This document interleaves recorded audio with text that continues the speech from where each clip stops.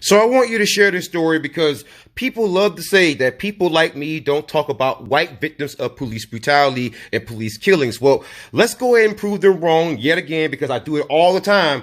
This story here is quite tragic. It's a story of a young white man named Thomas Selena, who was shot and killed by Winchester police in 2020. And the officer who killed this young man is named Jeffrey LaTorres. And so back in November 2nd of 2020, this man called the police because he was suffering from a mental illness and was also under the influence of a mix of drugs. And so when the police showed up, they found Selena alone. There was nobody had broken into his place, apparently. And he was stabbing a sliding glass door with kitchen knives.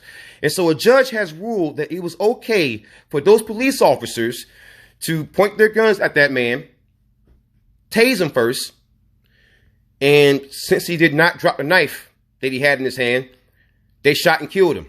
Even though he was the one that called the police, that was clearly a call for help, and yet they murdered this man, and a judge has let them off the hook. You know, another white man killed by police, and my question is, where the hell does all lives matter?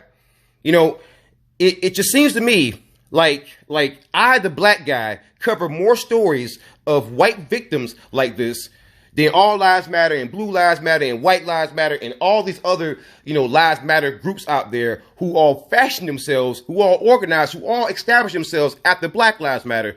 It's just very, very strange how you don't see them say shit about stories like this. And according to Thomas Selena's parents and also their lawyer, the cops failed because they went to a rash judgment instead of securing the scene and seeking mental health counseling for this man.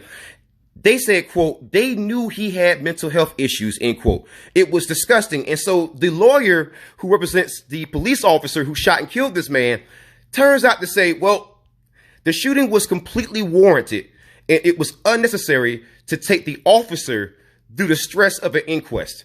The officer is stressed out, guys. He is so stressed out that he shot and killed someone. He is so stressed.